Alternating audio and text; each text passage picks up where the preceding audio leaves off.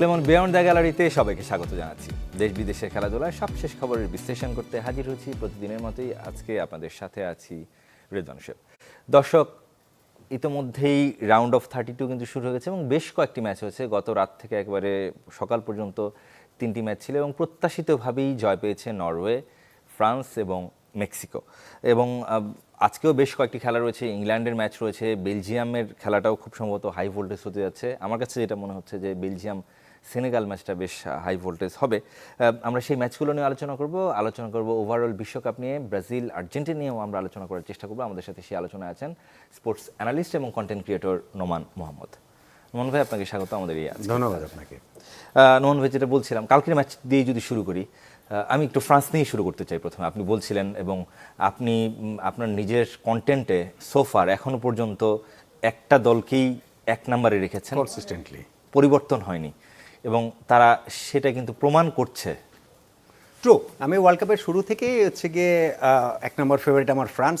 Group পর্ব শেষেও তাই, group পর্বের প্রতিটা ম্যাচ শেষেও তাই, প্রতিটা ম্যাচ শেষে যে আমার যে আলোচনার জায়গাটা ছিল, কারণ এই ফ্রান্স ইজ টু গুড। এবং গতকালকে তারা যে ফুটবলটা খেলেছে, এইটা যারা দেখে নাই তারা মিস করছে। মানে এটা এখনকার সময় এইরকম গতিশীল ফুটবল, এরকম ক্রিয়েটিভ ফুটবল, এবং প্রতিটা অ্যাটাকে গেলেই মনে হচ্ছে যে গোল হয়ে যাবে। তারা 3 গোল দিয়েছে সুইডেনকে, খুব সহজেই সেটা 6 গোল এমনকি 9 গোলও হয়ে যেতে পারতো।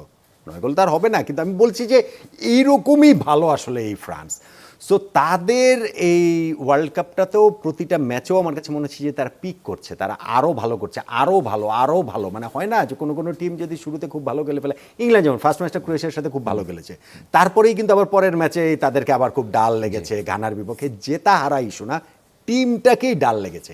কিন্তু ফ্রান্স মনে হচ্ছে যে প্রতি ম্যাচে নিজেকে আরেকটা স্টেপে নিয়ে যাচ্ছেন, আরেকটু উপরে দিকে নিয়ে যাচ্ছেন, নেক্সট লেভেলটাতে নিয়ে যাচ্ছেন। এখন নেক্সট লেভেল করতে করতে 4টা ম্যাচ শেষ হয়েছে, তার মধ্যে আমরা ধরতে পারি বেসিক্যালি 2টা ম্যাচ, কারণ গ্রুপ পর্ব একটা যদি আমরা ধরি, আর নকআউট পর্ব ফার্স্ট ম্যাচটা হলো। আরও 4টা ম্যাচ ফ্রান্স যদি শিরোপা জয়ের হিসাব যদি আমরা করি, round of 16, quarter final, semifinal, final. আমি জাস্ট হচ্ছে কি, এটা স্ক্যারি আসলে অন্য যে কোনো দলের জন্য, এবং আমাদের মতো ফুটবল দর্শকদের জন্য এটা আসলে খুবই আনন্দদায়ী ব্যাপার যে কোন ফ্রান্সকে আমরা আসলে সামনে দেখতে যাব।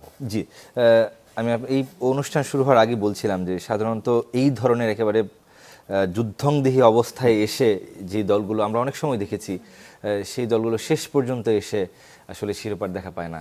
কোনো সুযোগ আছে কিনা ফ্রান্সকে আটকানোর? কোনো দল আটকাতে পারে কিনা? এবং সেই দলটা অবশ্যই পারে। ফুটবলে যে কোনো কিছু হতে পারে, ঠিক যেমন জীবনে যে কোনো কিছু হতে পারে। আপনার মনে হবে যে আপনি অপ্রতিরোধ্য, আপনাকে কেউ আটকাতে পারবে না কোনো একটা কিছু। ধরুন আপনি একটা পরীক্ষা দিতে গেলেন, আপনার মনে হলো যে বই যারা করে ফেলেছি, যদিও আমি পড়ালেখার পার্ট অনেক আগে চুকে এসেছি, কিন্তু বলছি আর কি, পরীক্ষার হলে যে আপনি দেখবেন যে না, ওই দিনটা আপনার হচ্ছে না, হয়তো আপনার ওই দিন মাথা ব্যথা করছে, আপনার হাতটা চলছে না, হয়তো আপনি মেন্টালি কোনো কারণে ডিস্টার্ব, পরীক্ষাটা হচ্ছে না, দিনটা নিজের হয়, দিনটা না। সো কোনো একটা দিন ফ্রান্সের এরকম যদি একটা অফ কালার ডে যায়, এবং অপোনেন্ট যদি হচ্ছে গিয়ে তাদের একেবারে এ গেম খেলতে পারে, অপোনেন্ট লাইক আমি বলছি সে Portugal or Spain or Argentina, তাহলে সেটা সম্ভব। ফুটবল হিস্ট্রিতে সবসময় বেস্ট টিমগুলোই যে শিরোপা জিতেছে, বিশ্বকাপ জিতেছে তা কিন্তু না। এবং আমরা বেস্ট টিম বলছি কেন? আমরা বেস্ট টিম বলছি কিন্তু মাত্র 4টা ম্যাচের প্রেক্ষিতে। আমরা এই বেস্ট কিনা সেটা জাজ করবো এই ফ্রান্স এই ধারাবাহিকতা রেখে যদি সামনে এগোতে পারে, তাহলে আমরা বলবো যে না, এটা বেস্ট। তাহলে আমরা বলবো এটা 2018 ফ্রান্সের চেয়ে ভালো না খারাপ, 98 ফ্রান্সের চেয়ে ভালো না খারাপ। তো সেইটা যতক্ষণ পর্যন্ত না হবে, ততক্ষণ পর্যন্ত কিন্তু চান্স থাকেই। 90 মিনিটসের খেলায় সবসময় চান্স থাকে। গতকালকে ফ্রান্স যেই ফুটবল খেলেছে, আমি এই ওয়ার্ল্ড কাপের অলমোস্ট প্রতিটা ম্যাচের অলমোস্ট প্রতিটা মুহূর্তেই হচ্ছে কি আমি লাইভ দেখেছি। অলমোস্ট, মাঝখানে ঘুমিয়ে পড়েছি, ঘুম এসে গেছে, এগুলো বাদ দিলে। কিন্তু ফ্রান্স কালকে 90 মিনিটস, এইটা হচ্ছে গিয়ে দি বেস্ট পারফরমেন্স পুরো এই ওয়ার্ল্ড কাপে সোফার। কিন্তু খেলাটা রাতে হয়, অনেক দর্শক সেটা মিস করেন, আর পরে দেখলো আসলে লাইভ খেলা দেখার পরে দেখলো। কিন্তু আমি যেটা বলতে যাচ্ছি সেটা হচ্ছে গিয়ে, সেইটাতেও ফ্রান্স গিয়ে ফাইনালি গোল পেয়েছে প্রথমার্ধের একেবারে শেষ ধাপে গিয়ে, এবং সেই গোলটা যদি এমবাপ্পে না পেতেন, ফার্স্ট হাফটা গোললেস যদি শেষ হতো, তখন কিন্তু সেকেন্ড হাফটাতে ফ্রান্স অনেক বেশি বিভ্রান্ত থাকতে পারতো। ইভেন তারা এমবাপ্পে গোল দেওয়ার পরও সুইডেন একটা ওপেন নেট ওপেন না, একটু পেছনে ছিল, কিন্তু সেটা তারা মিস করেছে, ওইটাও যদি গোল হতো। সো ফুটবলে যে কোনো কিছু হতে পারে। কোনো একটা ম্যাচে একটা রেড কার্ড হয়ে গেল, কোনো একটা ম্যাচে একটা রেফারি একটা ব্লান্ডার হয়ে গেল। সো সেই দিকেই সেভাবে তো আসলে হয়, কিন্তু আমার কাছে মনে হয় যে এই ফ্রান্স কাগজে কলমের হিসাব না, মাঠের ফুটবলের হিসাবে। ফ্রান্স নিজেদের ছাড়া, মানে নিজেরা যদি হারতে না চায় বা নিজেদের যদি কোনো সমস্যা না হয়, সেক্ষেত্রে হয়তো বা ফ্রান্সকে আটকানোটা টাফ, আমার কাছে মনে হয় টাফ, আমার কাছে মনে হয় টাফ। এবং আমি আসলে মনে করি যে সত্যিকার অর্থে এই ফ্রান্সকে আটকানোর মতো আমি ওই হিসাব যদি করি তাহলে আমার কাছে মনে হয় স্পেন হচ্ছে গিয়ে খুবই রিদমিক টিম। স্পেনের রিদমটা যদি ওই দিন থাকে তাহলে হচ্ছে গিয়ে, যেমন ফ্রান্স কিন্তু রিদমিক টিম না, ফ্রান্স যদি কোনো একটা দিন অফ ডে যায় কোনো কিছু তারা কোনোভাবে ম্যাচ বের করে নিতে পারবে, কিন্তু স্পেন যদি তাদের এই গেমটা খেলে, এটা একটা জিনিস। আর একটা খুব গুরুত্বপূর্ণ যেটা হচ্ছে আর্জেন্টিনা, কারণ আর্জেন্টিনার মিডফিল্ড ইজ টু গুড। এবারে ওয়ার্ল্ড কাপে আমার কাছে বেস্ট মিডফিল্ড ছিল হচ্ছে গিয়ে পর্তুগালের, কিন্তু পর্তুগালের যে পারফরমেন্স তাতে তো আর কাগজে কলমের মিডফিল্ড থাকলে লাভ কি। ভিতিনিয়া, জোয়াও নেভেসকে একসাথে যেই কোচ খেলাতে পারে না তার আসলে ফুটবল কোচিংই ছেড়ে দেওয়া উচিত। রবার্টো মার্টিনেজের এই ওয়ার্ল্ড কাপের মধ্যে ফুটবল কোচিং ঘোষণা দিয়ে ছেড়ে দেওয়া উচিত যে আমি ভিতিনিয়া, রবার্ট মানে হচ্ছে গিয়ে জোয়াও নেভেসকে একসাথে খেলাতে পারি। এবং আমরা শেষ ম্যাচটাতে দেখলাম যে জোয়াও নেভেস কিন্তু জোয়াও নেভেসকে 11 রাখে না, পরে ভিতিনিয়াকে তুলে ফেলছে। সো আমি এটাই বলছি, কিন্তু আর্জেন্টিনা ওটা আমি বলছি আমার কাছে পর্তুগালের মিডফিল্ডার সবচেয়ে বেস্ট ছিল, কিন্তু তারা পারফর্ম করতে পারে নাই। তো আর্জেন্টিনার midfield is very very good. So Argentina versus France যদি ম্যাচ হয় এবং মিডফিল্ডের দখলটা যদি আর্জেন্টিনা নিতে পারে, ফ্রান্সের এই অ্যাটাকিং যে কোয়াড্রেট ওই পর্যন্ত বলের ওই পাসিং চ্যানেলটাই যদি তারা বন্ধ করে দিতে পারে তখন কিন্তু এবং সেটা সম্ভব কিন্তু ফাইনালের আগে নয়, অর্থাৎ গত বিশ্বকাপের পুনর্মঞ্চায়ন হতে হবে। এমবাপ্পেকে নিয়ে আপনি কি বলবেন? ইতিমধ্যেই 6 গোল এবং মেসি লেজেন্ড এমবাপ্পে বিশ্ব ফুটবলের লেজেন্ড, এটা আমাদেরকে মেনে নিতে হবে। ওয়ার্ল্ড কাপের লেজেন্ড, ওয়ার্ল্ড কাপে তার বয়স এখন 27 বছর। 2000 যখন শুরু করেছে 18তে ওই ওয়ার্ল্ড কাপে তিনি বেস্ট ইয়াং প্লেয়ার হয়েছেন, 4টা গোল দিয়েছেন, ফ্রান্স ওয়ার্ল্ড কাপ জিতেছে। 2022-এ 8টা গোল দিয়েছেন, ফ্রান্সকে ওয়ার্ল্ড কাপ ফাইনাল খেলেছেন, ফাইনালে হ্যাটট্রিক করেছেন। ওইটা শুধুমাত্র আর্জেন্টিনা মেসি, এটা একেবারে ফুটবল ঈশ্বর আর কি শিরোপাটা জিতেছে এমি মার্টিনেজের সেই সেভ সব কিছু মিলিয়ে আর কি। সেই এমবাপ্পে এইবারও 6টা গোল দিয়ে দিয়েছেন। সো ভাই 27 বছর বয়সে তার ওয়ার্ল্ড কাপে গোল হয়ে গেছে হচ্ছে 18 ম্যাচে 18 গোল করেছেন। এটা হচ্ছে স্ক্যারি যে আসলে এমবাপ্পে যদি আপনি হিসাব করেন আজকে ফুটবল ফিটনেস কোন জায়গাটাতে চলে যাচ্ছে। আজকে 41 বছর বয়সে রোনালদো খেলছেন, 39 বছর বয়সে হচ্ছে গিয়ে মেসি খেলছেন।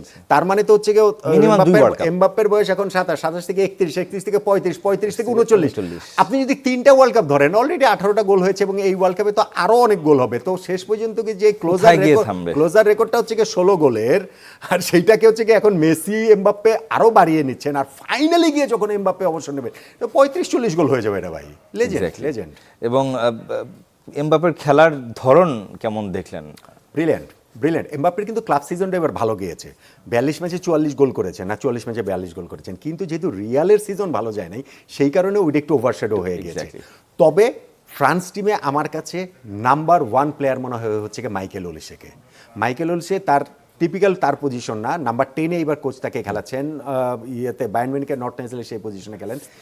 কিন্তু হি ইজ এ জেনুইন বলার, রিয়েল বলার। মানে মনে করেন হচ্ছে কি যে তার ফুটবল দেখা, ফুটবলটা যে আসলে শিল্প, আমাদের কিছু ধারণা আছে না যে না লাতিন ফুটবলই শুধু শিল্প হয়, ব্রাজিল আর্জেন্টিনা ফুটবলই শুধু শিল্প হয়, বা শিল্প হতে হলে একটুখানি স্লো হতে হবে, একটুখানি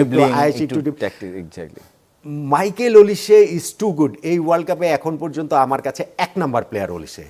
আমি জানি 6টা করে গোল মেসি দিয়েছেন, এমবাপ্পে দিয়েছেন, ফুটবলে গোলই তো শেষ কথা। কিন্তু এই গোলগুলোর পেছনে কিন্তু গোলগুলোর পেছনে কিংবা ধরেন খেলা দেখার একটা আনন্দ আছে না, প্রতিটা মুভ। কালকে উনি একটা বাইসাইকেল কিক ট্রাই করেছেন যেটা গিয়ে হচ্ছে গিয়ে পোস্টে লেগেছে, মানে ওইটা গোল হলে ওই গোলের গল্প আমরা বহুদিন করতাম। আমি বলছিলাম যে আমার প্ল্যাটফর্মে যে আজকে থেকে বহু বছর পর এই ম্যাচটা যখন ফ্রান্স এবং সুইডেন ম্যাচ নিয়ে আমরা আলোচনা করব, আমি প্রথম আলোচনাটা করব হচ্ছে গিয়ে মাইকেল ওলিসে যেই ওভারহেড কিকটা নিয়েছিলেন, এই যে অ্যাটেম্পটা নিয়েছিলেন, এইটাই আসলে ফুটবল, এইটাই আসলে ফুটবল দেখার আনন্দ।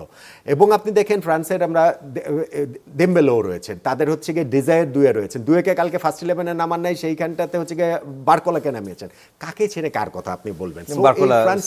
হ্যাঁ, স্কোরার ছিলেন এবং খুবই ভালো একটা ম্যাচ খেলেছেন, ভেরি গুড ম্যাচ খেলেছেন। সো এই ফ্রান্সে আপনি আসলে কাউকে অপোনেন্ট টিমের ডিফেন্স ভাই কাকে পিক করবে? ধরেন আজকে আর্জেন্টিনার সাথে খেলা হলো, অপোনেন্ট হচ্ছে গিয়ে ম্যানমার্ক মেসিকে করে রাখতে পারেন, ব্রাজিলের সাথে খেলো ভিনিকে করে রাখতে পারেন। ফ্রান্সে আপনি কাকে ম্যানমার্ক করবেন? কোন জায়গাটা? আপনি ফ্রন্ট ফোরের যে 4 জন রয়েছেন সেইটা তো আসলে amazing. Having said all those things, এগুলো সব কিছু হচ্ছে আমরা 4 ম্যাচের ভিত্তিতে বলছি। ফ্রান্স নেক্সট ম্যাচে হচ্ছে গিয়ে প্যারাগুয়ের কাছে হেরে বিদায় নিয়ে দেখ, অথবা তারপরের ম্যাচে হচ্ছে গিয়ে হেরে বিদায়, অথবা ধরেন সেমিফাইনাল, ইভেন যদি ফাইনালও হারে, আমাদের কিন্তু এত গল্প টল্প থাকবে না। Exactly. কারণ শেষ পর্যন্ত হচ্ছে গিয়ে বিজয়ীরাই ইতিহাস লেখে, যারা বিজয়ী তাদেরই হচ্ছে গিয়ে ইতিহাসের নামটা স্বর্ণাক্ষরে লেখা থাকে। সো ফ্রান্স যদি সেটা অ্যাপারেন্টলি মনে হচ্ছে যে তারা পারবে, কিন্তু একটা অফ ডেতে বা অপোনেন্টের একটা খুব ভালো ডেতে সব কিছু চেঞ্জ হয়ে যেতে পারে। এবারের বিশ্বকাপে কনস্পিরেসি থিওরিগুলো অনেকগুলো, স্পেশালি ম্যাক্সিমামই তার আর্জেন্টিনাকে ঘিরে। খুবই সহজ প্রতিপক্ষ, লাইন আপটা খুব সহজ, এগুলো নিয়ে অনেক আলোচনা হচ্ছে এবং সুযোগ সুবিধা বেশি দিচ্ছে ফিফা।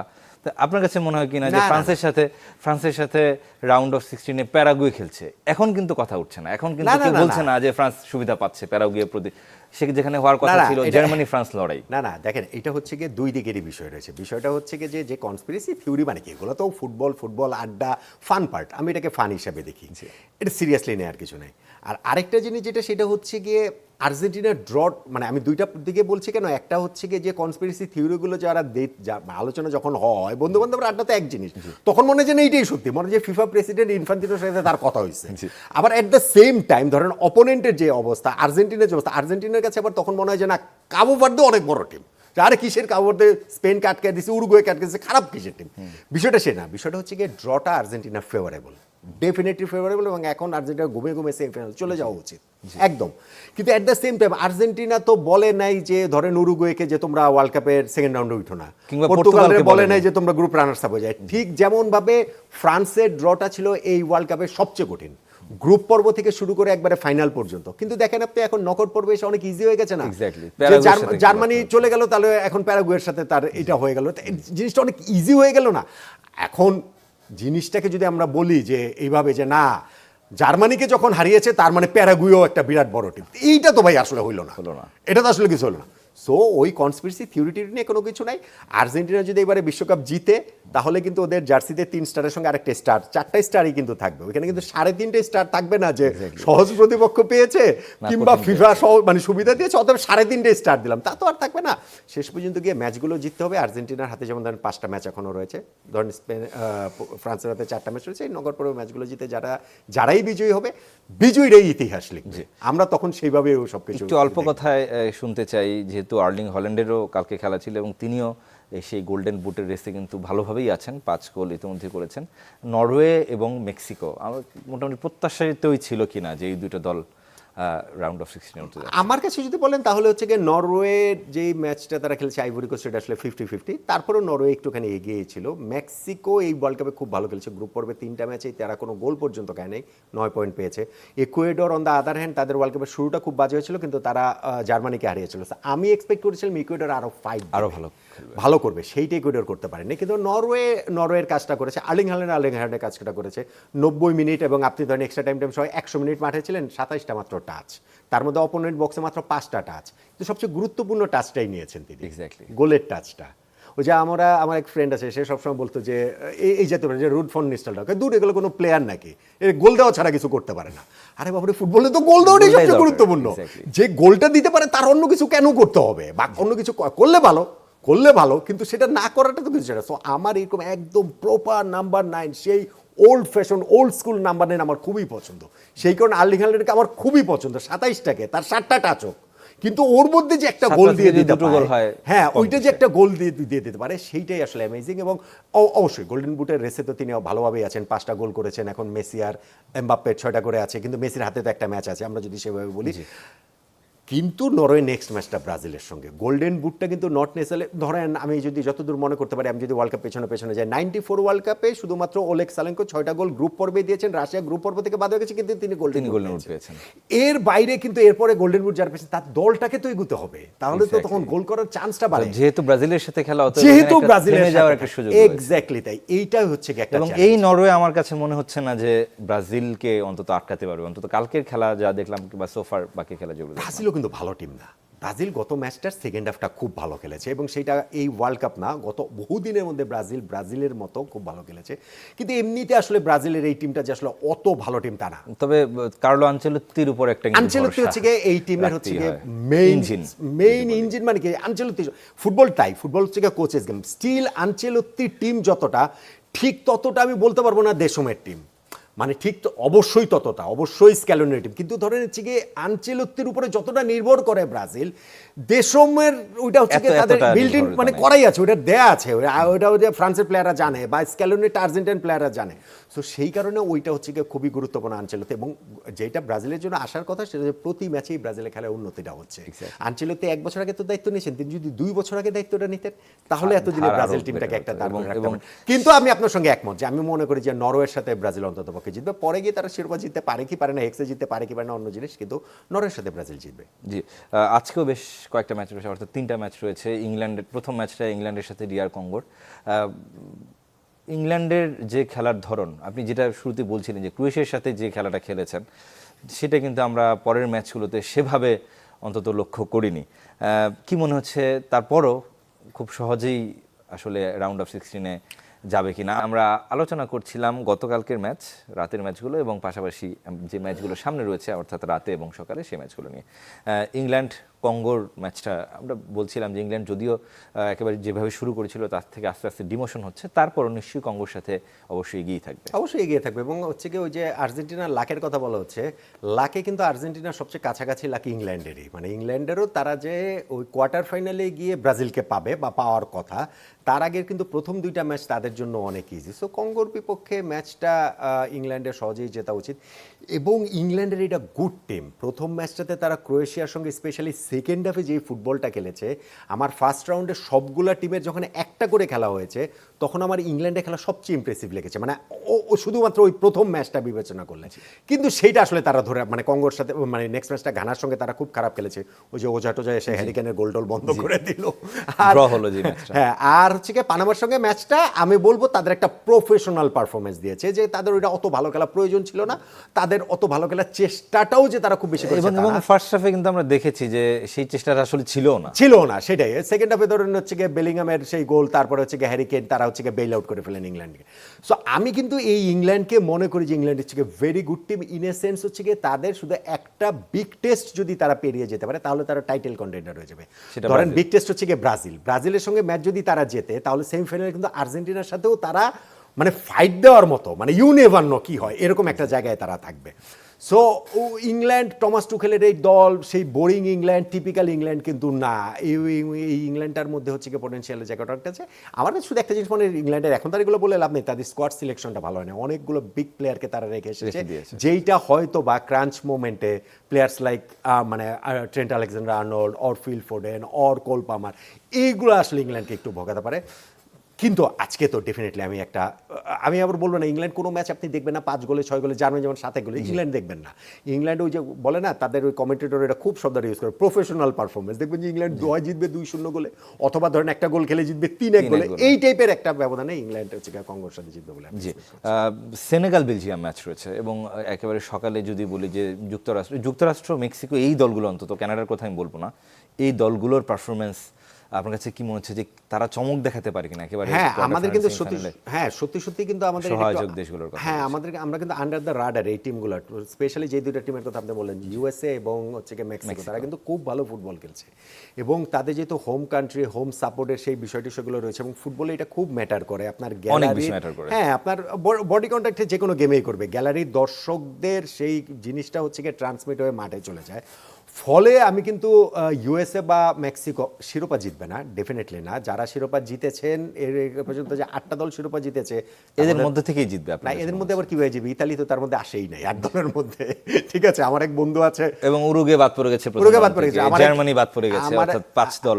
আমাদের এক বন্ধু আছে আরিফ, ইতালির হচ্ছে গিয়ে মানে ডাই হার্ট সাপোর্টার। এই একটু আগে আপনাদের অফিসে বসে ওর সাথে ফোনে কথা বলছিলাম, বলে যেই টিম আমার টিম নেই, যেই টিম সাপোর্ট করে ওই টিমে বাদ পড়ে যাচ্ছে। এখন নাকি জার্মানি সাপোর্ট করেছিল, উরুগে সাপোর্ট করেছিল। সো এরকম হচ্ছে গিয়ে অবস্থা। কিন্তু আমি যেটা বলছিলাম, ওই 8টা টিমের মধ্যে এই যে বাট্টাত পড়ে গেছে, তো ইতালি তো আসেই নাই। তাদের বাইরে যদি কেউ শিরোপা জিততে পারে সেইটা একমাত্র পর্তুগাল জিততে পারে। কিন্তু পর্তুগাল আবার ধরেন গ্রুপ পর্বে 3টা ম্যাচে এমন খেলা খেলেছে, এই কথা বলতেও আসলে এখন সাহস লাগে যে পর্তুগাল শিরোপা জিতবে। মানে আমরা ইউএসএ মেক্সিকো খুব ভালো করবে, কিন্তু সেই খুব ভালোটা ধরেন কোয়ার্টার ফাইনাল, ম্যাক্স হলো এই 2টা টিমের একটা টিম সেমিফাইনাল। আমার মনে হয় না সেমিফাইনাল পর্যন্ত, কোয়ার্টার ফাইনাল পর্যন্ত তারা যাবে। জি, আমরা সিম্পসন নিয়েও অনেক ষড়যন্ত্র তত্ত্ব দেখি, তাদের সেই কার্টুনের সাথে মিলে যায়, এবং সেই কার্টুনে আমরা দেখেছি যে পর্তুগাল মেক্সিকোর একটা ফাইনাল হওয়ার সম্ভাবনা, এবং ইকোনমিস্টের যে রিপোর্টটা, সেখানে রোনালদোর কথাটা আসছে আবার। কিন্তু পর্তুগালের পারফরমেন্স তো তেমনটা বলছে না। শোনেন, এটাকে আপনি যদি সিরিয়াসলি নেন তাইলে একরকম, কিন্তু জিনিসটাকে যদি ফান পার্ট হিসেবে নেন তাইলে আরেক রকম। সেটা তো হচ্ছে কি, ওই যে জার্মান যে অর্থনীতিবিদ রয়েছেন ইয়োয়াকিম ক্লেমেন্তে, তিনি তো তার তো হিসাব করে গত 3টা ওয়ার্ল্ড কাপে নাকি কারা জিতবে তার হিসাব নিকাশ মিলে গেছে। এবার তো বলেছে নেদারল্যান্ডস জিতবে, তো নেদারল্যান্ডস আউট হয়ে গেছে। নেদারল্যান্ডস আউট হয়ে গেছে এবং তার হিসাব তো জাপানের জেতার কথা বলেছিলেন। ইনফ্যাক্ট আমি খুবই সারপ্রাইজড হয়েছি। আমরা তো মনে করছি আমরা সাধারণ মানুষ এইটাতে হচ্ছে কি প্রভাবিত হই। নেইমার সেটাতে রিঅ্যাক্ট করেছেন। নেইমার মানে ব্রাজিল জাপানের কাছে হেরে যাবে সেটা তিনি বলেছিলেন ভবিষ্যৎবাণী। ব্রাজিল জেতার পরে একবারে নাম উল্লেখ করেই নেইমার তার এক্স হ্যান্ডেলে দিয়েছেন পরবর্তী বিশ্বকাপের জন্য তুমি তৈরি হও। ইভেন যখন নেদারল্যান্ডস আউট হয়ে গেছে তখন লিখছেন যে আবারও ভুল। অর্থাৎ ঘানার তান্ত্রিক যিনি বলছেন কেপ ভার্দে আটকে দিতে পারে আর্জেন্টিনাকে, সেটা শোনেন, কাবো ভের্দে যদি আর্জেন্টিনাকে হারায় তাহলে বিশ্বকাপ ফুটবলে 96 বছরের ইতিহাসে সবচেয়ে বড় অঘটনগুলোর মধ্যে ধরেন আমি 1 নম্বরেও রাখতে পারি, ধরেন 1 নম্বরে না রাখলেও ডেফিনেটলি যে যত হিসাব করুক টপ 5-এর বাইরে এটাকে রাখতে পারবে না। এখন টপ 5 অঘটন বিশ্বকাপে 96 বছরের ইতিহাসের হিসাব যদি আমরা করে যদি এখন বলি যে না কাবো ভের্দেও জিততে পারে, তো সেই হিসাবে যে না এই দলের বিপক্ষে ধরেন হচ্ছে কি বাংলাদেশও খেললে জিততে পারে। জি আমরা আসলে এই ধরনের অঘটন কিংবা এই টপ 5 অঘটনের একটা আমরা দেখতে চাই না অন্তত, যে আর্জেন্টিনা বাদ পড়ে যাক। আর্জেন্টিনা ব্রাজিল দুই দলেরই বাংলাদেশের পার্সপেক্টিভ থেকে দরকার আছে অন্তত একটা লেভেল পর্যন্ত যেতে। আমি তো না হলে কিন্তু না আমি খুব করে যে ব্রাজিল আর্জেন্টিনা দেখো ফাইনালেই চাইছিলাম, কিন্তু সেটা তো এখন আমরা সেমিফাইনালে আমি সুপার চাই ক্লাসিকো অবশ্যই সেমিফাইনালে ব্রাজিল আর্জেন্টিনা। আমাদের সময় একদম শেষ হয়ে গেছে নোমান ভাই। আমাদের একটা খুবই শখ, সবারই শখ নিশ্চয়ই, যে once in a lifetime হতে পারে যে আর্জেন্টিনা ব্রাজিল একটা সুপার ক্লাসিকো ম্যাচ দেখবো। সেই প্রত্যাশা রেখে শেষ করছি ক্লেমন বিয়ন্ড দ্য গ্যালারি। ভালো থাকবেন, সুস্থ থাকবেন সবাই।